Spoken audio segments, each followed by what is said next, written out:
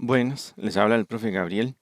En estas láminas, en esta primera parte, vamos a hablar del tema de estática de fluidos, del tema de hidrostática, en el enfoque que convencionalmente se le da a un curso universitario de mecánica de fluidos de carácter introductorio. Como en otras láminas parecidas en carácter y en enfoque, estos temas se pueden consultar con muchísima más amplitud en cualquier monografía de mecánica de fluidos. En este caso, se recomienda el de Sengel y Simbala del 2018, pero hay muchos de ellos en donde se cubren estos temas que son los que se habla en estas partes A y parte B del tema de estática de fluidos. Básicamente, en términos generales, el término de estática o de hidrostática sirve para resolver muchos problemas de ingeniería, para modelar muchos fenómenos físicos relativamente sencillos, y es simplemente que los fluidos no se están moviendo o se están moviendo muy poco, o lo que interesa en realidad es la condición de fuerzas en que el fluido está básicamente generando una carga estática. Entonces, estos temas que se tocarán en estos dos juegos de láminas son los que ustedes ven ahí en pantalla. De nuevo, son los que convencionalmente se tocan en cursos introductorios de mecánica de fluidos, y precisamente este es el enfoque que se le da por acá, un enfoque de aplicación, no un enfoque de modelado matemático como correspondería a, por ejemplo, cursos del área de física teórica o cursos de mecánica de fluidos 100% teórico-matemáticos.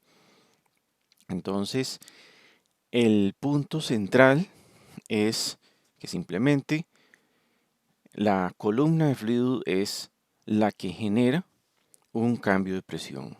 En cuanto a dónde uno va a estar considerando ese cambio de presión, entre qué punto y qué punto, eso ya es una cuestión de qué es lo que uno requiere modelar. Pero en términos prácticos, la mayoría, si no todos los problemas de hidrostática van a tener implícito ese término ρg y una distancia, un cambio de nivel en dirección de la gravedad, un cambio en nivel vertical, llamémoslo. Entonces, si es un fluido incompresible, básicamente su densidad es constante y cualquier cambio de presión va a ser simplemente dado por qué diferencia de nivel hay en un fluido. Entonces, entre un nivel 1 y un nivel 2, sea cual sea la forma del recipiente, sea cual sea la forma de la tubería, sea cual sea el objeto que estamos considerando, lo único que interesa es, respecto a un nivel de referencia neutro, cuánto cambió la altura, cuánto cambió la distancia en dirección vertical, en dirección de la gravedad. Si se está considerando un fluido compresible, pues igualmente, entre mayor columna de ese fluido, ese gas o ese fluido compresible, igualmente va a subir la presión.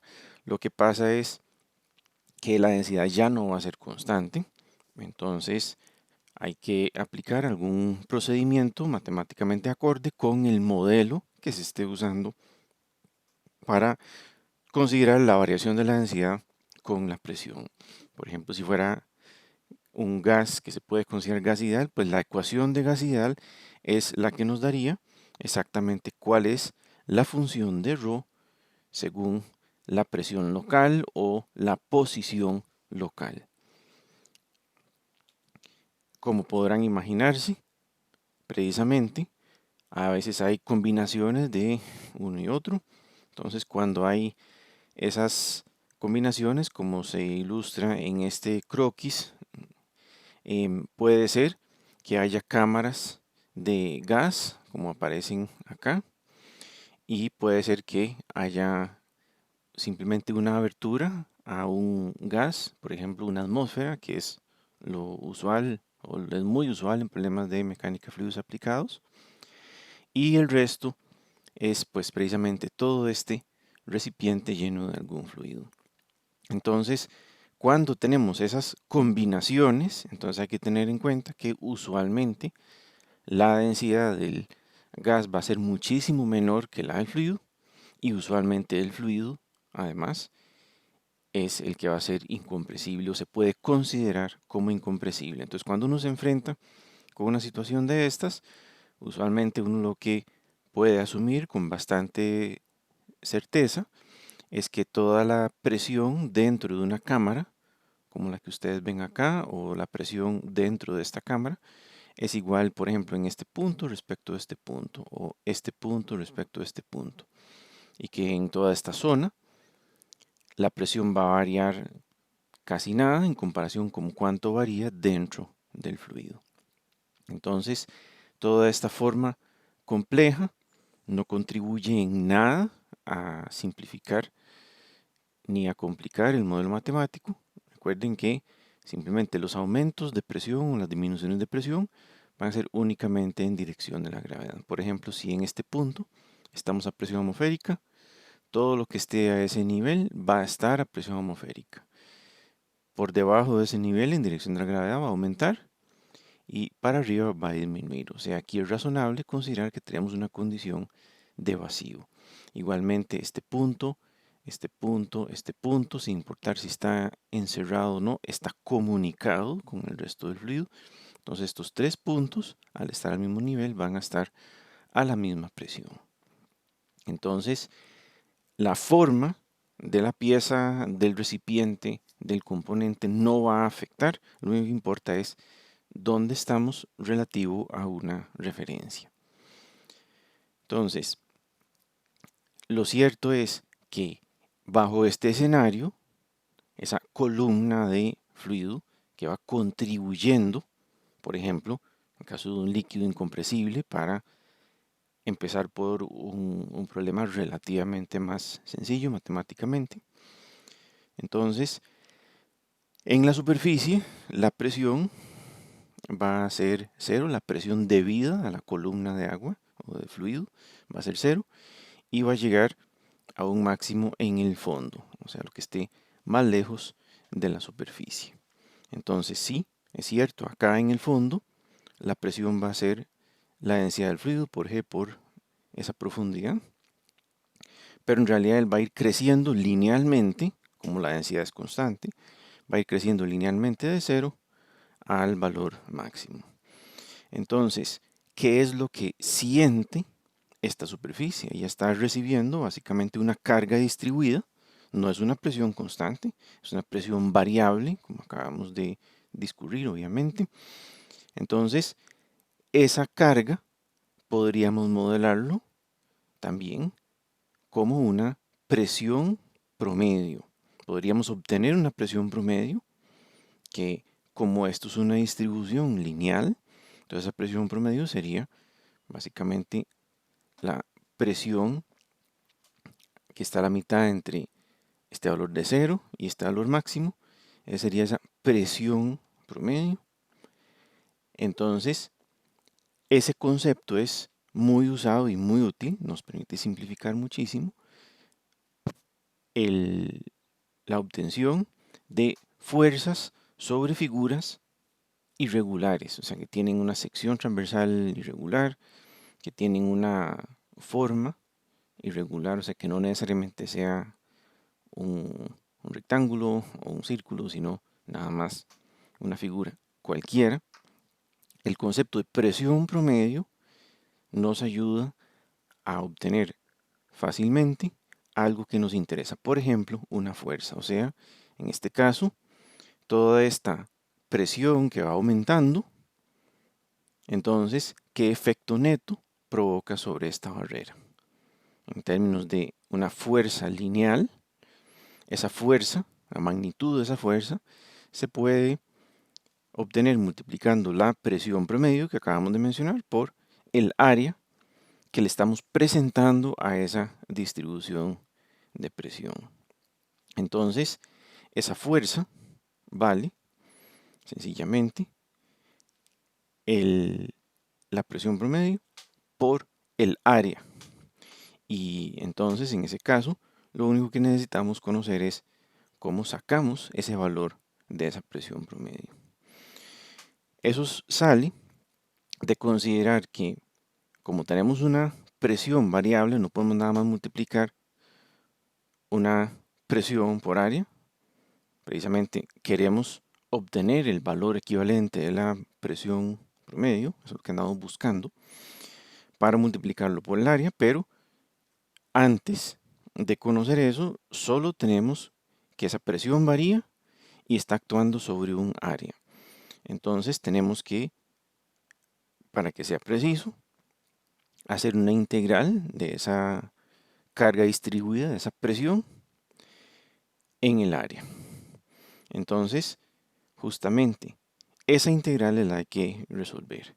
Recuerden, eso sí, de cursos de estática básicos, que la definición de la posición de un centro de área en dirección X, en dirección Y, en dirección Z, no importa, en una dirección ortogonal específica, la posición relativa de un centro de área en una dirección X, Y o Z es precisamente la integral de X de A entre el área o de Y de A entre el área o Z de A entre el área, dependiendo de en qué dirección está orientada esa cara. En este caso, como estamos tomando Z como la dirección en la que la presión está variando, pues precisamente esa es la dirección en la que vamos a tomar dónde es que está ubicado el centro de área. Entonces, ¿esto para qué lo necesitamos? Precisamente para utilizarlo en esta expresión que ustedes ven acá. Vean que esta presión como función de Z es algo conocido.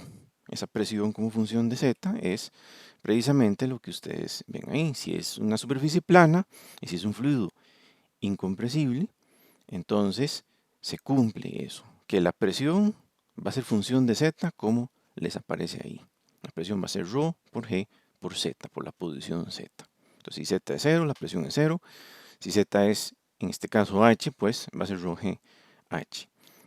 Entonces, esa es la integral que tenemos que resolver. Entonces, sustituyendo esa valoración, precisamente nos aparece esa agrupación integral de Z de A, que es justamente la definición de la posición del centro de masa, o el centro de área, más bien, el centroide.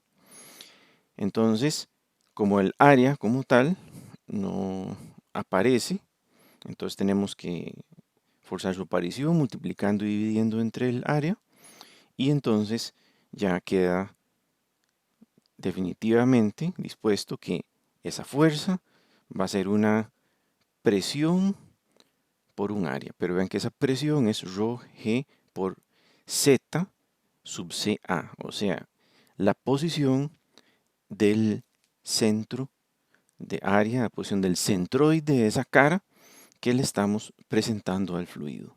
Entonces, ojo que no es el centroide de esta figura, es el centroide de la cara que le estamos presentando al fluido. Entonces, en este caso, en el caso de la represa, que es el que estamos tratando de señalar por acá, recuerden que le estamos presentando al fluido un rectángulo, tiene profundidad h y tiene un ancho L. Entonces, el área que le estamos presentando a esta presión distribuida, que varía con la profundidad, es un rectángulo. Entonces, la presión promedio es aquella que ocurre en donde está el centroide de ese rectángulo, de esa figura que la estamos sometiendo a ese fluido. Entonces, eso es lo que podemos ver de este caso particular, como de esa represa, que es nada más un rectángulo, pero en realidad esto vale para cualquier figura. Es más, ni siquiera tiene que ser algo vertical. Puede ser una figura plana, inclinada, una figura cualquiera, inclinada o vertical, puede estar horizontal incluso, solo que en este caso es trivial, y los mismos principios aplican. Entonces, En cualquier lado donde esté actuando un fluido, por ejemplo, en esta cara superior de esta figura, con una forma cualquiera arbitraria, entonces la presión promedio va a ser la que ocurre a esa profundidad, a la profundidad que ustedes ven acá, de acá hasta acá. Ese es el valor de la presión promedio. Ahora, ese punto ¿dónde está? Coincide justamente con la posición del centro de área, del centroide de esa figura. Entonces, si uno sabe dónde está el centroide, entonces se pregunta, bueno, ¿qué distancia hay del centroide a la superficie? Y con eso ya sabe el valor de la presión promedio. Incluso si la presión en la superficie es diferente de cero, él se puede considerar. Entonces, con eso, esa presión promedio multiplicada por el área de la figura, entonces nos da la fuerza. Entonces nos da la magnitud. Y como ustedes pueden ver, esa magnitud no está ubicada sobre el centro de área, no está ubicada en el centroide, está ubicada en un lugar un poco diferente. Entonces, una cosa es cuál es el valor de presión promedio que se usa para calcular la magnitud de esa fuerza equivalente resultante, o sea, toda esta presión distribuida sobre toda esa área me produce neto esa fuerza resultante.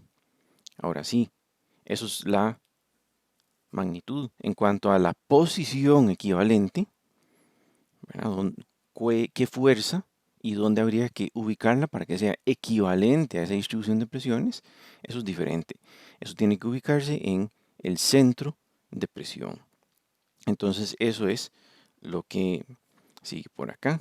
Precisamente esa posición es diferente a la posición del centroide, del centro de área, y es simplemente el punto en donde se da el equilibrio estático. Si uno tuviera, por ejemplo, sobre esta línea un punto pivote, entonces obviamente todo esto involucra más carga neta efectiva, que es lo que tenemos, por ejemplo, arriba. Entonces eso quiere decir que el pivote habría que colocarlo más abajo del centro, precisamente para que no vaya a voltearse. Es como decir, el concepto central detrás de esa ecuación que ustedes ven ahí. O sea, la ubicación del centro de presión. Para esto, evidentemente, hay demostraciones de corte matemático que pueden consultar en el libro de texto, pero que no corresponde ver en este momento en estas láminas. Entonces, lo que sí es importante es que es el momento de inercia de esa área alrededor de un eje neutro que tiene que ser paralelo al suelo, o sea, al punto en donde precisamente se define que es perpendicular a la dirección de la gravedad. Entonces, el centro de presión básicamente es tomar la posición del centro de área del centroide y sumarle esta diferencia. Entonces, ahí está actuando el momento de inercia. Entonces, de nuevo, acá lo expliqué de manera muy rápida en este caso de ese rectángulo, de esa presa, pero eso es justamente lo que ocurre en el caso general. Mientras sea una figura plana, pues es exactamente lo mismo. Básicamente el centro de presión está ubicado tal que la fuerza neta acumulada de esta zona que ustedes ven acá, por debajo del centro de presión, es igual a la fuerza neta acumulada de toda esta zona, o sea, la que está por encima del centro de presión. Entonces, toda la integral bajo esta parte de la curva es igual a la integral bajo esta parte de la curva. Entonces, con ese conocimiento es con lo que se desarrolla la ecuación anterior para ubicar el centro de presión, donde geométricamente está ubicado este señor, o sea, cuál es esta distancia que tienen acá respecto de la superficie. De nuevo, esto es válido para cualquier superficie plana, no importa que esté vertical, que esté inclinada, como aparece en este diagrama, no importa que esté horizontal. Recuerden, además, que en muchas ocasiones vamos a estar trabajando con elementos que están en contacto con la atmósfera. Entonces, sí, es cierto, hay algunas cosas para las que requerimos el dato de presión absoluta. Por ejemplo, si vamos a usar la ecuación de gas ideal o se están usando algunas curvas de comportamiento de gases con función de la presión para obtener alguna propiedad. Entonces sí, uno necesita usar la presión absoluta. Pero en estos casos, en los casos de hidrostática, ya sea que sea algo abierto a la atmósfera o un recipiente a presión que está pues en contacto no con el vacío, sino con la atmósfera o con cualquier otra presión inicial, entonces recuerden que no es necesario considerarlo. Hay que saber que existe, pero no se requiere considerar. Entonces, una cosa es para qué se usa el dato de la presión absoluta, otra cosa es si interviene o no en casos de hidrostática. Entonces, siguiendo el ejemplo que nosotros hemos ido mencionando antes, uno podría argumentar que en realidad la presión en la superficie, por ejemplo, de esa represa es la presión atmosférica y que entonces la presión en la superficie es la atmosférica y va sumando sobre ella hasta llegar a la del fondo. Y eso es cierto. Lo que sucede es que esa pared no va a estar afectada por la presión atmosférica solo de su lado izquierdo. Va a estar siendo afectada por la presión atmosférica también del lado derecho. Entonces la contribución de la presión atmosférica está de los dos lados. Entonces en este caso, el efecto de la presión atmosférica que estaba funcionando del lado izquierdo, pues también va a ocurrir en dirección contraria del lado derecho. Entonces lo anula. O sea, para efectos prácticos, solo se requiere considerar la columna de agua. Si por el contrario lo que tenemos es un recipiente a presión, entonces es un poco diferente. En un recipiente a presión sí hay que considerar la presión, pero solo la presión manométrica. No se requiere considerar además la presión atmosférica, por exactamente la misma razón que se está mencionando por acá. Es el diferencial de presión entre el interior y el exterior de un recipiente a presión el que va a hacer que alguna componente, alguna pared o algo así, va a recibir una carga extra. Entonces, por eso es que en recipientes a presión, cuando se toma en cuenta la presión inicial, por ejemplo, en la superficie de un fluido, es porque es una presión manométrica por encima de la atmosférica o por debajo de la atmosférica. Puede ser un vacío. Entonces es la relativa la que vale en estos casos de hidrostática. En el caso de un recipiente abierto, no afecta del todo. En el caso de un recipiente a presión, entonces lo que se considera es la presión manométrica. Estos conceptos básicos de hidrostática, como mencioné un par de veces en estas láminas, se pueden enfocar de manera matemática, se puede demostrar de manera mucho más detallada y rigurosa de dónde viene el concepto de presión promedio, de dónde viene el concepto de centro de presión, pero no es el propósito de estas láminas. No se puede consultar, como les mencionaba antes, en monografías y tutoriales del área de fluidos con muchísimo mayor detalle de lo que se ha visto por acá. En cambio, vamos a hacer un primer cálculo muy sencillo, muy clásico, muy convencional, de cuál es la reacción en la base de una represa. Es una represa relativamente pequeña, apenas 25 metros de ancho, una profundidad del agua de 5 metros. Vamos a considerar la densidad del agua a condiciones de atmósfera normal, o sea, 20 centígrados y 101 kilopascales. Y lo que se pregunta es, bueno, ¿cuál es la reacción horizontal en dirección de izquierda a derecha que está recibiendo esa pared? Y cuál es el momento flexionante en la base, ¿verdad? Que está tratando de volcar esa pared hacia el lado derecho.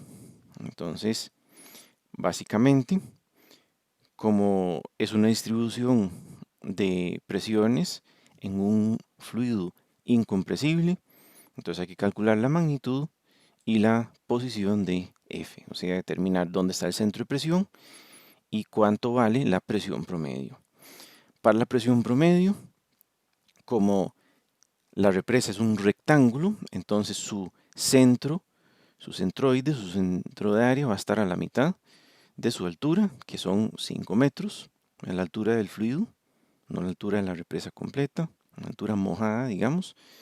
Entonces, la presión que ocurra a la mitad, o sea, donde está el centro de área de la represa, lo que ocurre a la mitad es la presión promedio que está actuando sobre esta cara, que es la que ustedes ven ahí calculada directamente, que da 24.500 pascales. Eso es la presión promedio, la multiplicamos por el área, o sea, la cara de esa represa que estamos presentando al fluido, que es simplemente las medidas mojadas de la represa de 5 por 25, y entonces da esos 3 millones más o menos de Newton. Entonces, ya tenemos la magnitud de F, ocupamos la posición de F, que necesitamos conocerla para poder calcular cuánto es el momento flexionante que ese fluido está tratando de impartirle a la base de esa represa. En otras palabras, ocupamos encontrar cuánto vale el centro de presión, cuál es la distancia entre la superficie y el centro de presión, o sea, dónde está actuando F, ya saben, la magnitud, que no es el centro de área, es un poquito más abajo, es en el centro de presión. Para eso usamos la ecuación que introdujimos de manera muy rápida anteriormente. Y entonces, en estos casos, el punto clave es ese momento de inercia. Entonces, ese momento de inercia es el momento de área de este rectángulo, o sea, de la figura que está recibiendo la distribución de presiones.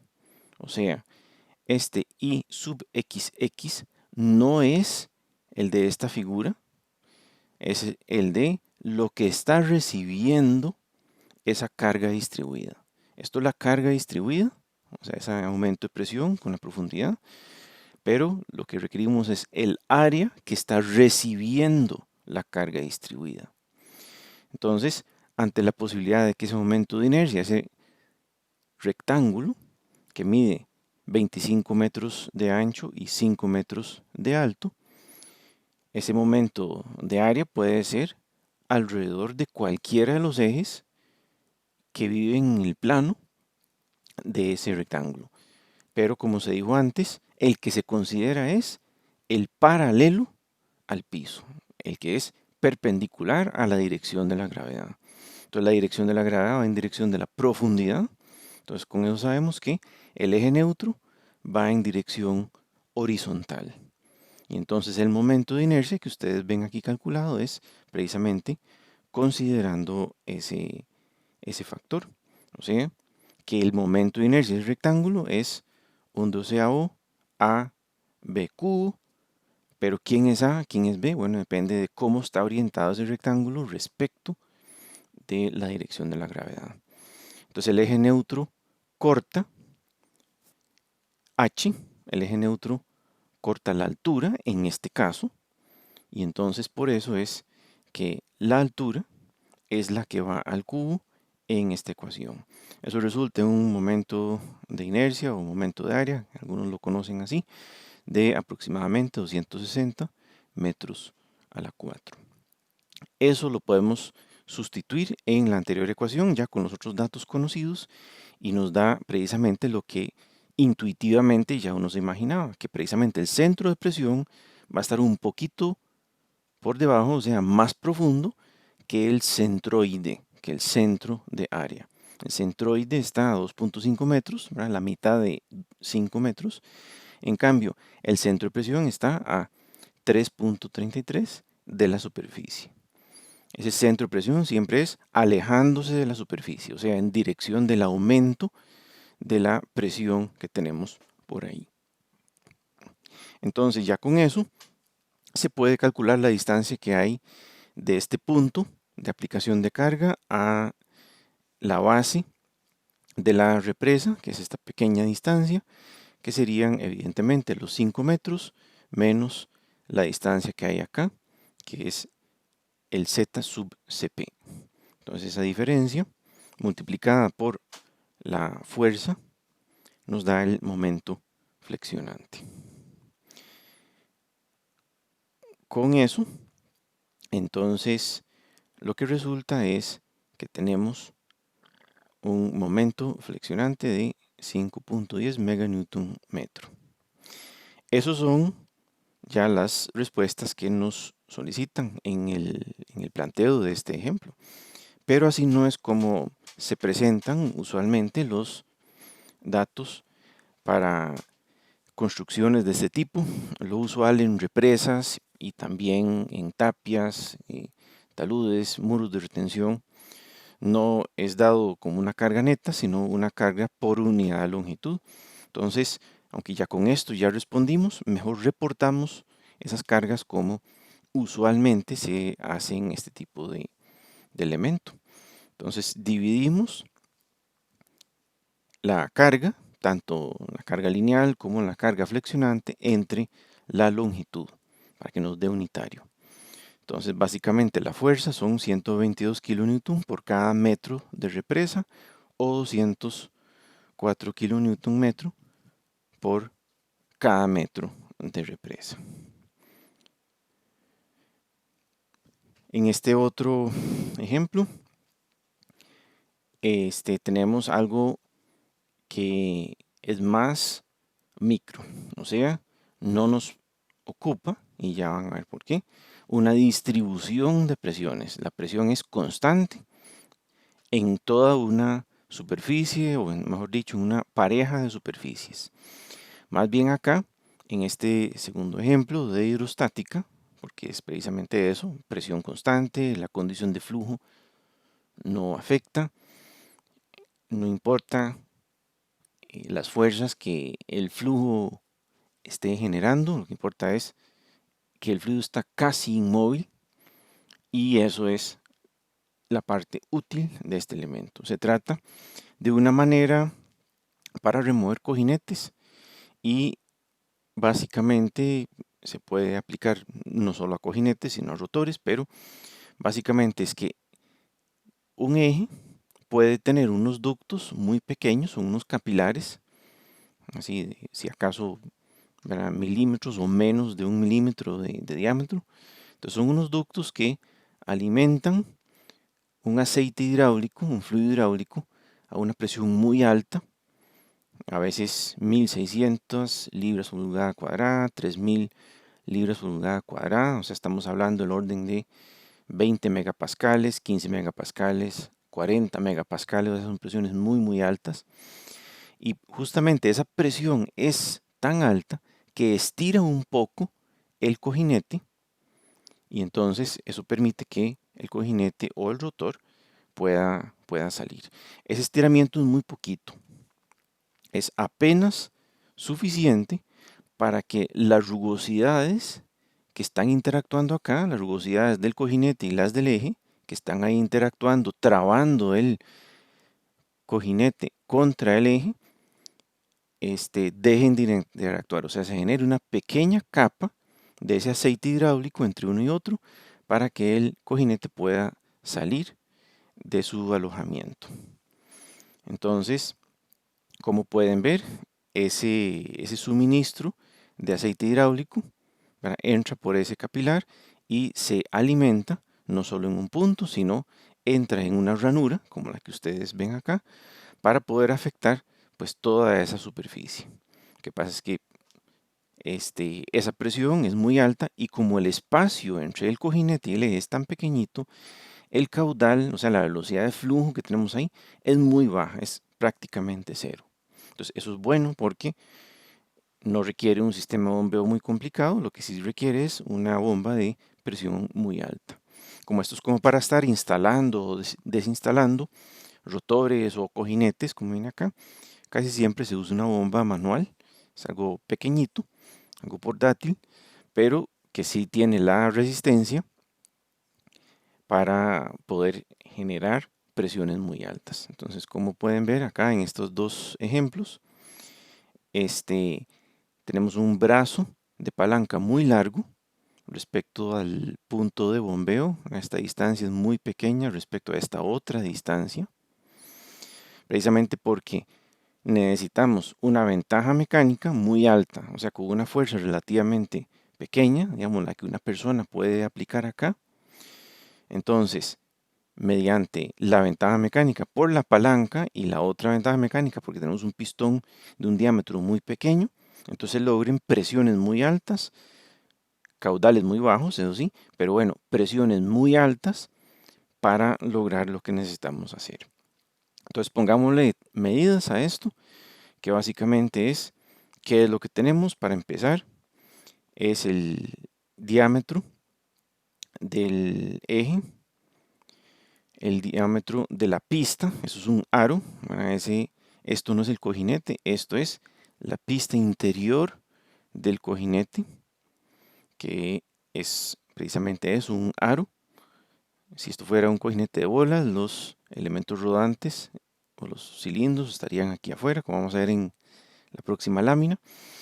En fin, y acá, esa sería, como decir, todo lo que tenemos que generar. O sea, ahí tenemos que llenar con aceite hidráulico a presión suficiente para estirar este aro para que se genere acá una holgura muy pequeña. Es una holgura más o menos de este orden de magnitud, de más o menos 220 micras. Entonces, ¿qué es lo que queremos? Queremos que se estire lo suficiente como para que dejen de interactuar las rugosidades. Entonces ahí vienen otros datos que vamos a necesitar, que es el ancho de ese cojinete de 30 milímetros, el módulo de elasticidad del acero, del que está compuesto esa pista del cojinete. Por supuesto, el diámetro del pistón, como les mencionaba antes, la relación de ventaja mecánica de la palanca a la bomba, o sea, qué tan lejos está el punto de aplicación de la fuerza respecto del punto pivote o el fulcro, que nos produce ese efecto multiplicador. Y claro, acá lo que nos están preguntando es, como ese es un cojinete muy grande, bueno, a ver qué presión resulta y si la bomba que tenemos es suficiente para lo que supuestamente se requiere hacer acá, ¿verdad? Que es bombear a presión suficientemente alta para deformar esa pista interior de cojinete. Entonces acá, como les decía antes, está la pista interior, que es esta, que ustedes ven acá. Esa es la que tiene que deformarse y esa deformación va a ocurrir gracias a un esfuerzo. Entonces los demás elementos, la pista exterior que ustedes ven acá, las bolas de ese cojinete, de ese roll, no van a estar afectando acá, básicamente porque la holgura entre las bolas y las pistas, que está ahí para que esté presente la grasa o el lubricante del cojinete, es mucho más grande que lo poquito que se va a estirar el cojinete en su aro interior. Entonces básicamente se puede asumir que la pista exterior y las bolas no van a afectarse respecto a cuando en este espacio haya presión suficiente, se estire este aro, ese aro interior. Entonces, cuando eso pase, básicamente se va a generar un esfuerzo en este aro. Entonces, cuando esta presión esté actuando acá, va a generar un esfuerzo en este aro. O sea, un esfuerzo que va a producir una deformación, que es lo que andamos buscando. Necesitamos que la deformación sea de por lo menos 220 micras, digamos un poquito más. Digamos que la deformación de esa pista interior, de ese aro, sea de, digamos, 250 micras. Pero eso es una deformación en dirección radial. Entonces, como eso es lo que se tiene que deformar en dirección radial, entonces la circunferencia de esa pista interior, o sea, ese círculo grueso que tenemos acá, esa circunferencia tiene que aumentar en 2pi por esa deformación radial. Entonces, cuando eso pase, básicamente el esfuerzo que está sufriendo el acero va a ser módulo de elasticidad por deformación unitaria. La deformación unitaria es la deformación longitudinal, o sea, la deformación en milímetros o en micras o en pulgadas, la deformación longitudinal, que es esta, entre la longitud original de esa circunferencia. O sea, la circunferencia tuvo que incrementarse en 2pi delta en relación a una longitud original de 2pi por radio medio de la pista interior. Entonces, ese es el esfuerzo que va a estar presente acá. Ese esfuerzo va a estar actuando en toda esta área, en el área de esa sección transversal. Entonces, ese esfuerzo multiplicado por esa área va a generar una fuerza. O sea, necesitamos una cierta fuerza para generar ese esfuerzo que ustedes tienen ahí. Y esa fuerza tiene que ser igual a la fuerza que está proveyendo el aceite que viene de esa bomba manual. Entonces, ojo que esa presión alta va a estar actuando en toda esta superficie. Entonces, la presión va a generar justamente, como decir, un esfuerzo, pero no es un esfuerzo sobre el material, es un esfuerzo de compresión sobre el aceite hidráulico. Entonces el asunto es que esa presión por esa área proyectada, esta área proyectada va a ser la fuerza que precisamente genera este mismo esfuerzo. O sea, vean que acá hicimos un corte. Entonces, en este corte, la fuerza generada por este esfuerzo en el material en azul tiene que ser igual a la fuerza generada por el esfuerzo justamente en el restante, como decir, la otra mitad de esa pieza. No se confundan por la presencia del eje. La presencia del eje simplemente existe, pero es contra quien va a estar apoyada esa misma presión. Entonces, en términos de dirección absoluta, las fuerzas son verticales. Acá tenemos fuerza vertical neta por los esfuerzos en el aro y aquí vamos a tener una fuerza vertical neta por la presión del aceite hidráulico. Entonces, esa presión por esa área proyectada, que es este rectángulo, o sea, el radio interior de ese aro, por el ancho de ese aro, tienen que ser iguales. O sea, estamos en una condición de equilibrio estático. De esto conocemos un montón de cosas, un montón de ellas son conocidas, hay incógnitas. Por supuesto, la incógnita es la presión. Entonces, módulo de elasticidad por deformación unitaria, este era el esfuerzo. Aquí está el área. Aquí tenemos la presión y aquí está el área. Vean que esto es 2 veces el ancho por la diferencia de radios. Eso es como decir esta área más esta área. 2 veces el ancho por la diferencia de radios. Y el otro es, por supuesto, el área proyectada. Entonces, de aquí podemos extraer el dato de la presión, como les aparece por acá. Todo es conocido, la presión es la incógnita y se puede despejar directamente. Entonces nos da una presión muy alta de 100.000 libras por pulgada cuadrada.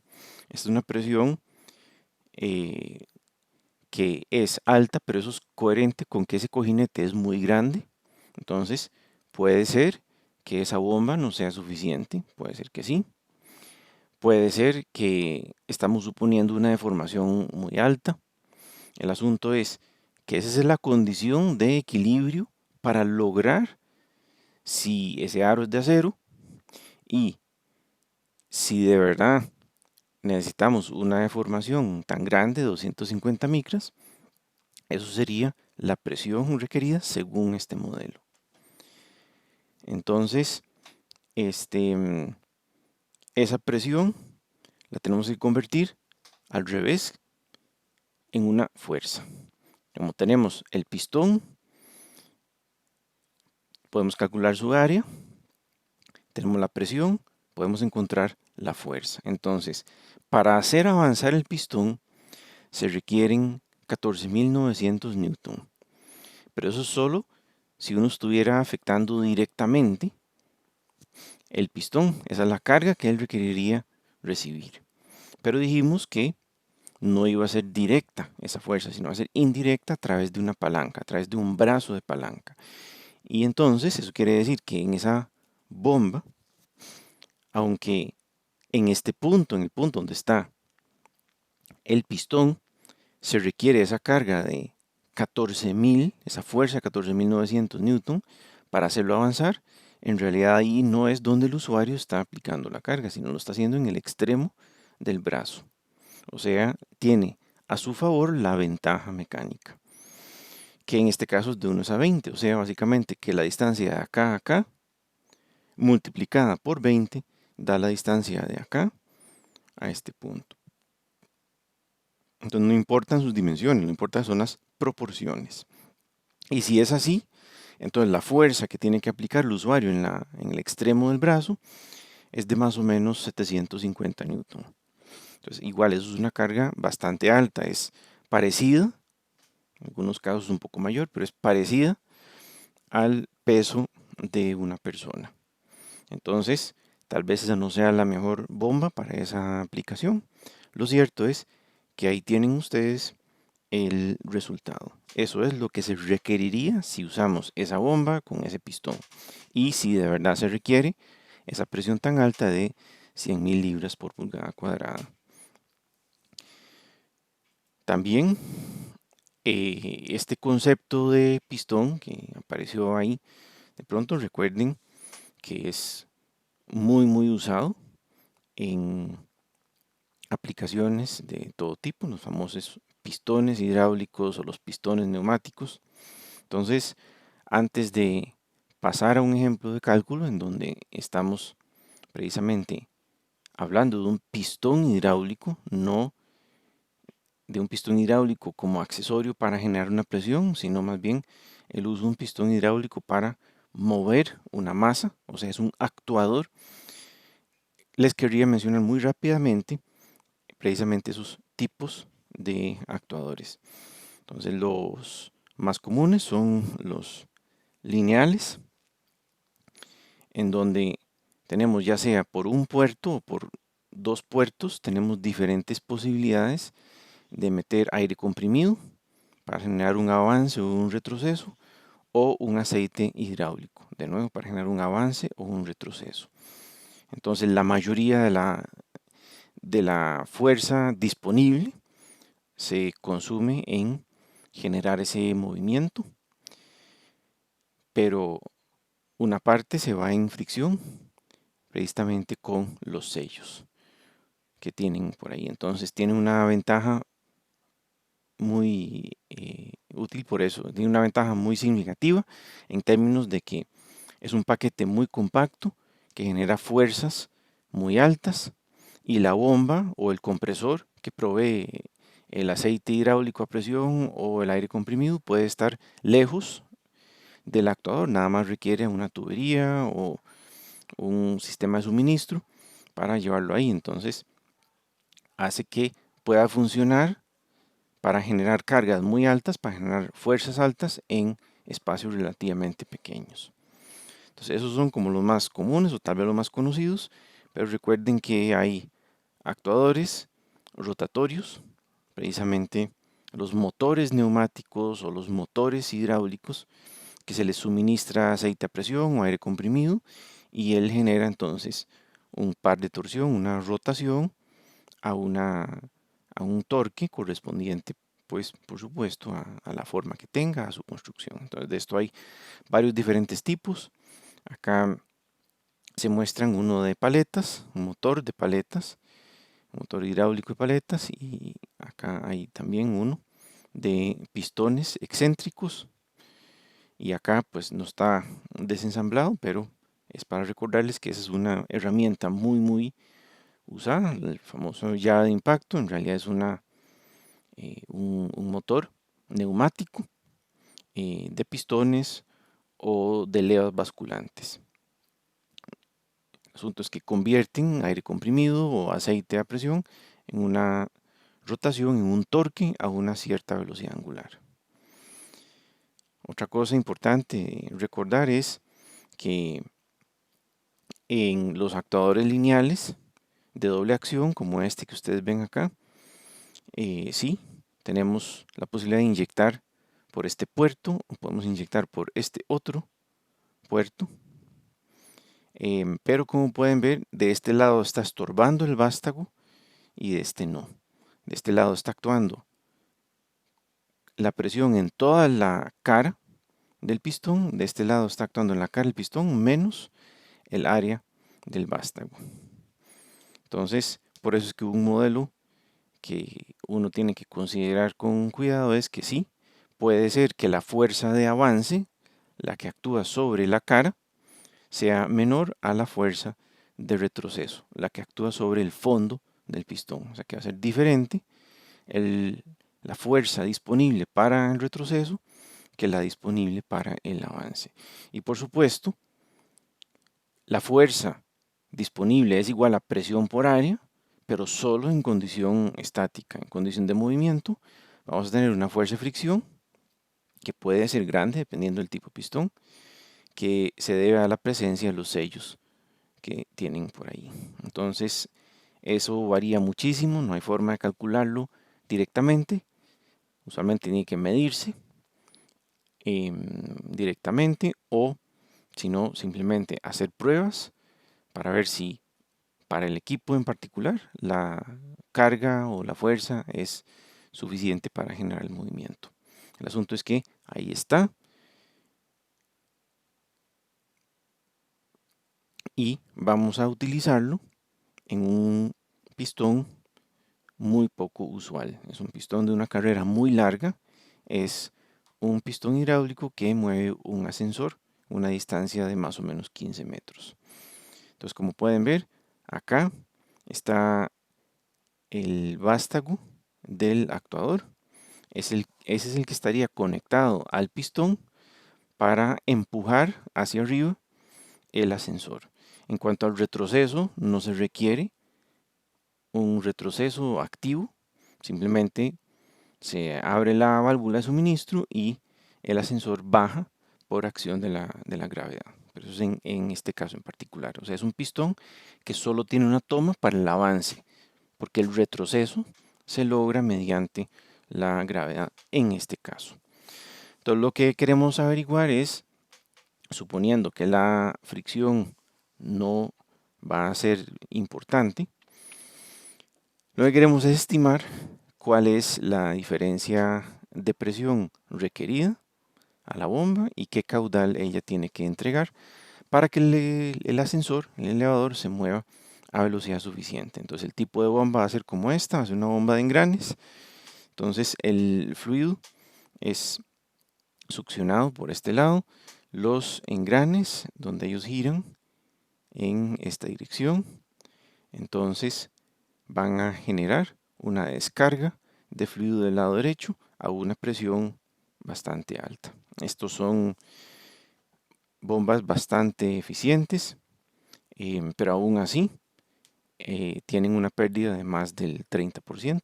Entonces, de datos de catálogo, sabemos que la eficiencia de la bomba va a ser de aproximadamente 63%. Entonces, acá aprovecho para hablarles de dos conceptos que van a usar muchísimo, no solo en mecánica de fluidos, sino en muchísimas aplicaciones de todo lado, que es el concepto de potencia hidráulica, que es multiplicar la caída de presión o la ganancia de presión de una bomba, de una turbina, de un abanico, cualquier cosa, por su caudal. Eso es la potencia hidráulica, o sea, solo la potencia debido al cambio de presión del fluido y a la cantidad de fluido que está circulando por unidad de tiempo. Esto va a tener unidades de potencia, o sea, de watts, o de caballos, o lo que sea, y eso es el fluido. Para tomar en cuenta la eficiencia de la bomba, pues, que nos va a resultar en la potencia mecánica, o sea, cuánto es lo que el motor tiene que darle a la bomba, entonces lo dividimos entre su eficiencia. Va a ser obviamente mayor a la potencia mecánica, necesariamente va a ser mayor a la potencia hidráulica en el caso de una bomba, al revés en el caso de una turbina. Pero en este caso estamos hablando de una bomba para un elevador. Entonces aquí están los datos. Entonces el ascensor vacío tiene una masa de 350 kilos. El vástago, que es muy largo, es una pieza hueca de acero, pero es muy largo, ¿verdad? Mide 15 metros más o menos. Entonces tiene su peso, 240 kilos por 9.81. La carga útil esperada en este caso es de 5 personas. Se está considerando ahí una masa de 90 kilogramos por cada persona y queremos que la velocidad del ascensor sea de más o menos 1.25 metros por segundo. Tal vez el controlador haga que se mueva más lento, pero tiene que tener capacidad para que se mueva a eso. Es como decir la meta. Ahí tienen el diámetro del pistón, que es diferente del diámetro del vástago. Lo que nos interesa es el diámetro del pistón, que es el que convierte la presión en una fuerza disponible de 120 milímetros. La carrera del pistón, precisamente es lo que se ha mencionado, ahora él tiene que servir a 3 pisos, entonces una carrera muy larga. Y ahí tienen la densidad del aceite hidráulico, que es de 870 kilogramos por metro cúbico. Como les decía, la eficiencia de la bomba está dada como dato de catálogo. Y nos preguntan la potencia mecánica que se le tiene que entregar a la bomba y cuál es el caudal que ella tiene que manejar para poder mover el ascensor a esa velocidad. Entonces aquí nos ocurren varias cosas. Lo primero es que la bomba en su descarga, que es el punto 2, la bomba en su descarga no tiene que proveer la máxima presión presente en el sistema. O sea, en el sistema, vean que aquí partimos de una presión alta a la descarga, pero como vamos para abajo, metiéndonos dentro del suelo, vamos sumando presión. Y esta presión va aumentando no por efecto de la bomba, esta presión va aumentando por efecto de la columna de fluido. Entonces vean que, aunque parezca contraintuitivo, en el punto 1, la presión va a ser mayor a la presión de descarga en la bomba. Pero no es que el fluido se va a devolver, nada más. Eso es un efecto de que en esa dirección se está aumentando la presión en el fluido. Y esa presión que está aquí abajo, pues es la que va a tratar de empezar a mover el ascensor con su masa total. Entonces, en ese momento, así como está dibujado, o sea, cuando el ascensor está en su posición más baja, entonces la presión que tenemos en ese punto 1 tendría que ser, para que él empiece a moverse, tendría que ser simplemente fuerza entre área, o sea, la masa del ascensor más la del vástago más la de las personas, los ocupantes, por ejemplo, entre el área del pistón. Entonces, solo esta parte, solo fuerza entre área, o sea, lo que ustedes ven aquí, el peso total, vástago, ascensor y personas, la carga, entre el diámetro del pistón, eso es lo que se necesita en este momento, cuando el ascensor está lo más bajo posible, es lo que necesitan en ese momento para que empiece el movimiento. Pero conforme él va subiendo, entonces además de ese peso entre el área, habría que sumarle la columna de fluido que se va generando. O sea, conforme vamos llenando el pistón, entonces también aquí subió la presión, pero donde se devuelve empieza a bajar otra vez. Entonces quiere decir que cuando el ascensor está en su posición más alta, o sea, cuando este pistón está aquí arriba, entonces en el punto 1, además del efecto del peso total, vamos a tener encima de esto la columna de fluido. Entonces, eso es la condición de máxima presión en el punto 1. Mínima presión en el punto 1 va a ocurrir cuando el ascensor está completamente abajo. Máxima presión en el punto 1 va a ocurrir cuando el ascensor está en el último piso, o sea, cuando el cilindro está completamente lleno de ese aceite hidráulico. Entonces, la presión en el punto 1 podemos averiguarla, no es la que necesitamos generar a la salida de la bomba, es la que tiene que estar presente en el punto 1. Entonces, eso da un total de 1030 megapascales.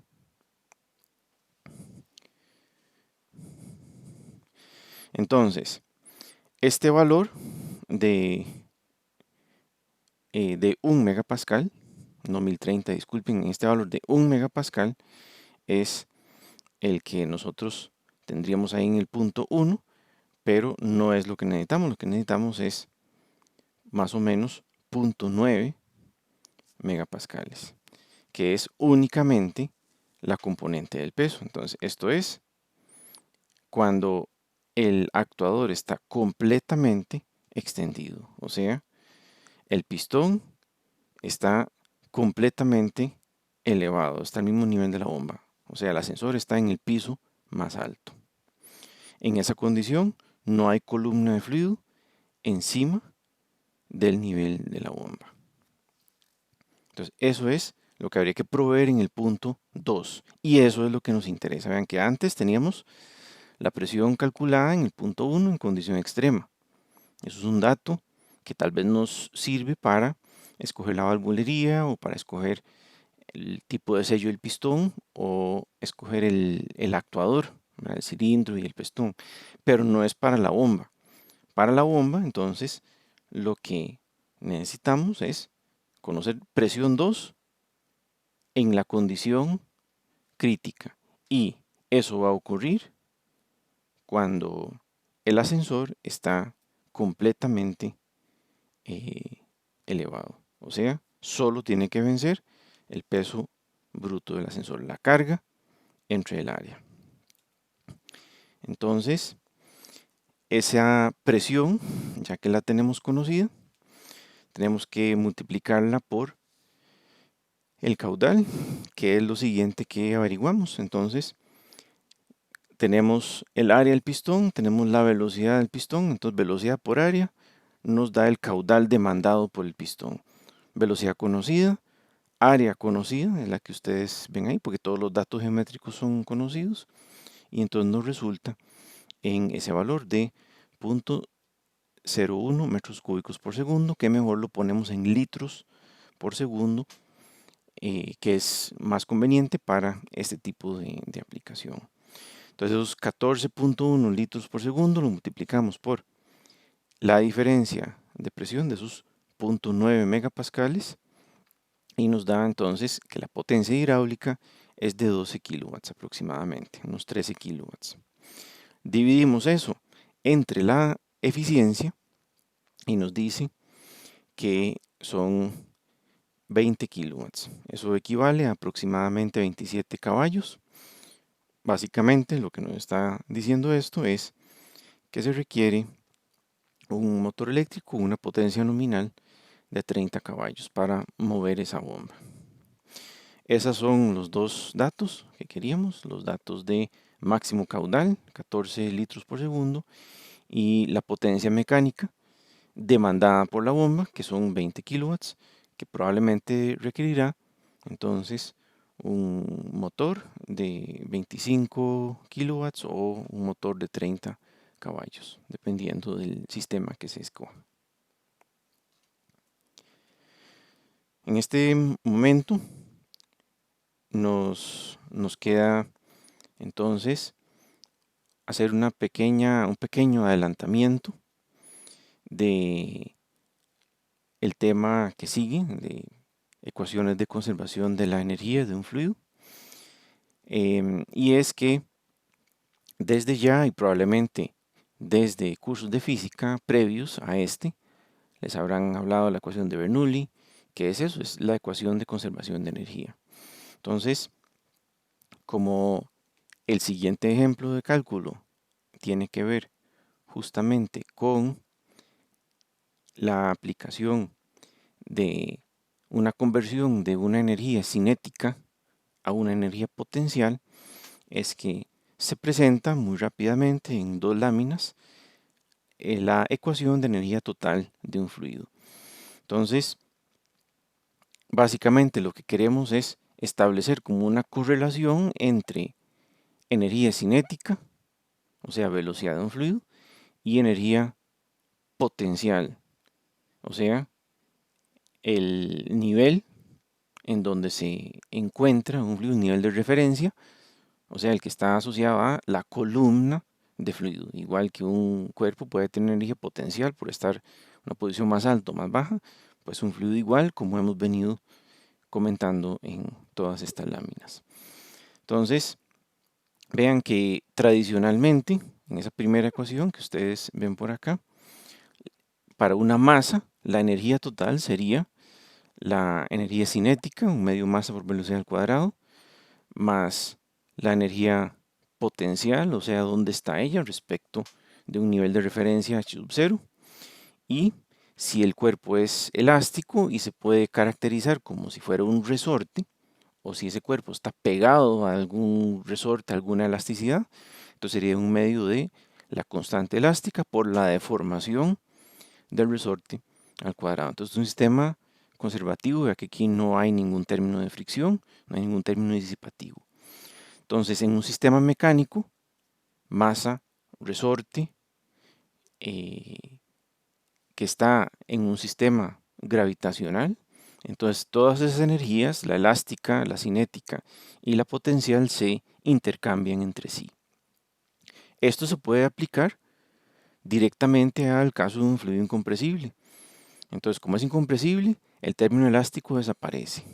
Y después, para comodidad de nosotros, en lugar de tenerlo como una masa, cada una de estas cosas, la energía total y cada uno de estos términos que tenemos acá, los dividimos entre el volumen del fluido, lo expresamos todo eso como por unidad de volumen, masa por unidad de volumen, que es justamente densidad. Entonces vean que este término de energía cinética y este término de energía potencial, al dividirlos entre el volumen, nos quedan simplemente densidades. O sea, la longitud total de un fluido se puede expresar si no hay pérdidas y si el fluido es incompresible, como es un medio densidad por velocidad al cuadrado más densidad por G, por la diferencia de nivel respecto de una referencia.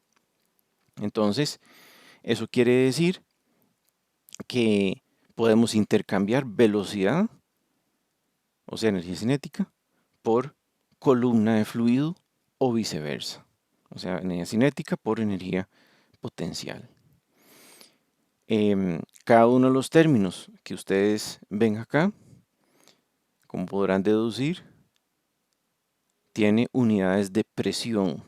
Entonces, eso es una forma de describir el potencial energético de un fluido. ¿A qué presión se encuentra?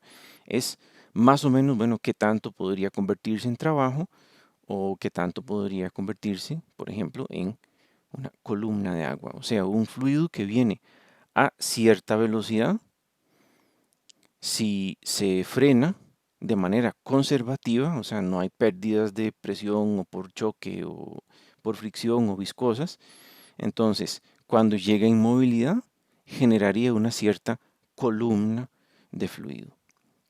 Entonces, esto es una manera muy rápida de mostrar la ecuación de Bernoulli. Entonces teníamos transformación de energía cinética en energía potencial.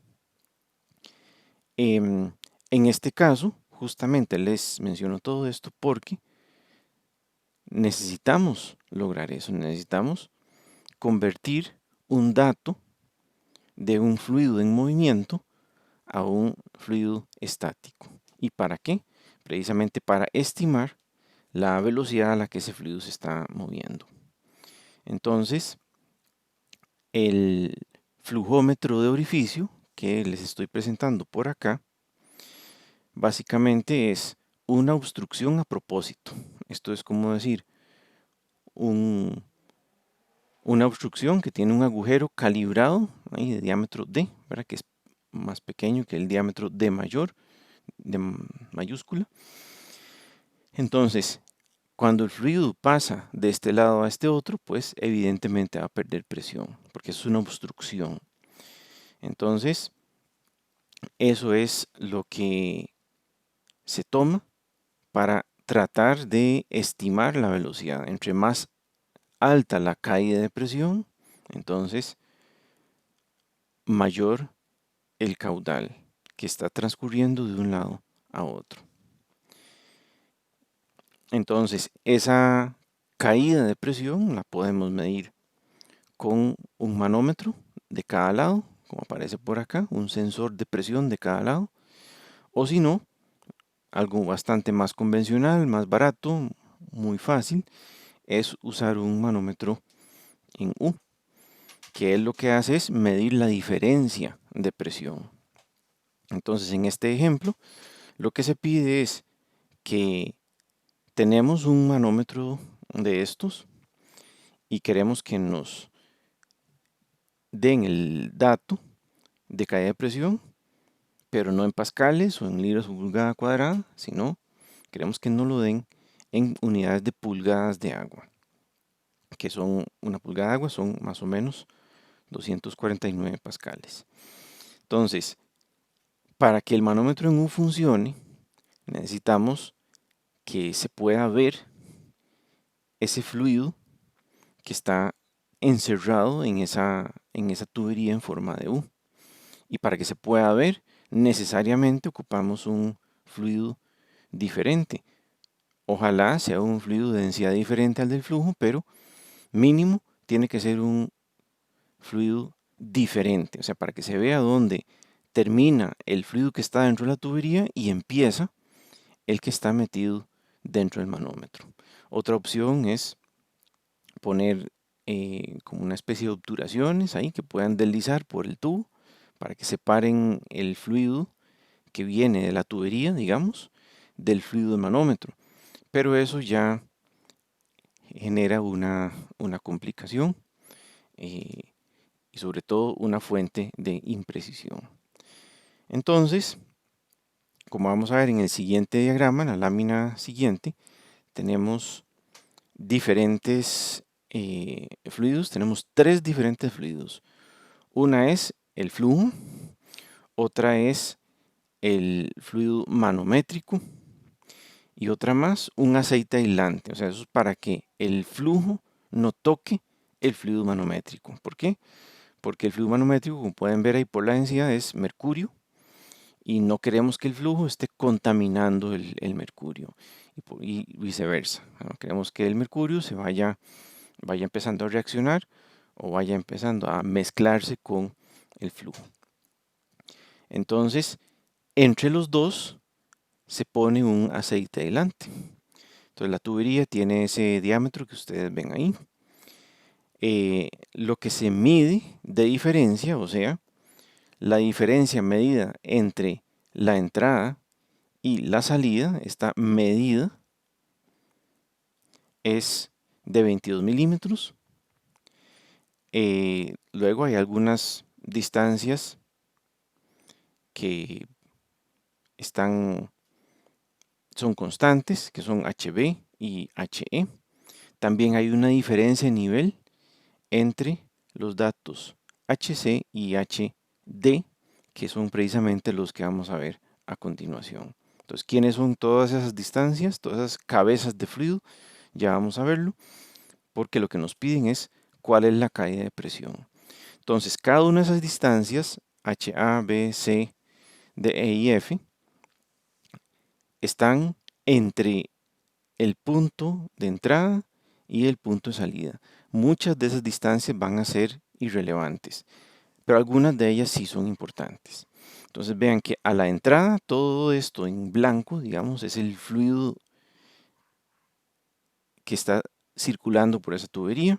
Entonces primero tenemos una pequeña capa de aceite aislante que mide HB. Tenemos el fluido manométrico, el mercurio, que es todo esto. Vean que acá lo importante no es cuánto vale HC ni cuánto vale HD. Lo importante es la diferencia. O sea, qué diferencia hay entre este punto y este punto en dirección vertical. De la misma manera, aunque HB y HE nosotros podemos medirlo, lo que importa es la diferencia entre uno y otro. HA y HF, de nuevo, cada uno se puede medir, pero como verán en la ecuación de conservación de la energía potencial, al final lo que importa únicamente es la diferencia entre uno y otro. Entonces, lo que necesitamos es saber, bueno, cuál es la diferencia de presión entre la entrada y la salida. Obviamente, como la entrada está a una presión mayor que la salida, entonces aquí la presión empujó un poco de la columna de mercurio para arriba. Entonces, tenemos que aplicar la ecuación de conservación de energía al trayecto desde el punto E hasta el punto S. O sea, estamos pasando de aquí, bajamos HA, bajamos HB, bajamos HC, aquí no hubo cambio de nivel, subimos HD, subimos HE y subimos HF. Pero no solo los H's, sino cada H tiene que estar acompañado de su densidad. Entonces, hacemos esa sumatoria que está escrita ahí entre el punto de entrada y el punto de salida y van a ver cómo en la ecuación lo que les va a aparecer principalmente son un montón de diferencias de nivel. O sea, no son tan importantes las medidas absolutas, sino las diferencias de nivel. Entonces, aplicando el trayecto desde el punto de entrada al punto de salida, tenemos justamente esas componentes. Cada una de ellas está contabilizada por aparte. Ven que pasamos con la contribución de A, la contribución de B, la contribución de C, D, E y F por aparte. Pero eso es únicamente conceptualmente, porque cada una de ellas, por ejemplo, el HA y el HF es el mismo fluido, tienen densidad ρ1. Por eso podemos agruparlos en uno solo y nos queda una diferencia. Lo otro importante es los signos. Vean que si yo iba bajando, o sea, iba en dirección de la gravedad, agregaba signo más. Pero si iba subiendo, o sea, si iba en dirección contraria a la gravedad, iba con signo menos. Y yo empecé y terminé en el mismo nivel, a la misma altura. La entrada y la salida, en este caso, están a la misma altura. Entonces, agrupando por densidades, nos quedan, tal cual esperábamos, 3 diferencias de altura. Entonces hay un montón que no son, un montón de medidas absolutas que no son importantes. Lo que importa son las diferencias entre medidas. Todo esto, pues podemos sustituir los valores numéricos que resultan entonces en una pérdida de presión de 2600 pascales. Como habíamos dicho antes, nosotros requeríamos que esa diferencia de presión fuera en pulgadas de agua, y esa pulgada de agua es justo para el caso en que tenemos agua líquida a temperatura y presión atmosférica normales, que son esas que ustedes ven ahí, y es una columna de agua que mide exactamente 1 pulgada de alto. Y esta exactitud es importante porque lo vincula a el número de cifras significativas. Entonces, 1 pulgada de agua genera una diferencia de presión de exactamente 249,1 pascales, que es lo que ustedes ven ahí. Ese delta P es el que resulta aplicando ese factor de conversión. O sea, delta P son 10.53 pulgadas de agua. El problema es que la medida diferencial HA menos HF solo tiene 2 cifras significativas. Entonces el resultado nosotros tenemos que resolverlo, tenemos que reportarlo, truncado también en 2 cifras significativas, que es lo que ustedes ven ahí. Entonces, a manera de cierre para este ejemplo, como acabamos de ver, no es muy importante la precisión de ninguno de los datos de entrada si al final los meniscos de leer un manómetro U no nos permiten buena predicción. Por ejemplo, lo que nos acaba de pasar, solo 2 cifras significativas. Entonces, eso es un aspecto. Lo otro ya se los comenté bastante. Hay distancias que se pueden medir, que existen, pero son irrelevantes. A la hora de la llegada, a la hora de meternos en la ecuación de equilibrio estático de columnas de fluido, al fin y al cabo lo que importa son puras diferencias. O sea, cada una de esas ρ tenía por lo menos 2 trocitos de columna y al final era uno menos la otra. Como el fluido no se mueve, no importa el largo de la columna, no se mueve dentro del manómetro, ¿verdad? Entonces es un caso de estática, y como no se mueve, entonces esas distancias no son importantes, no entran en ningún lado.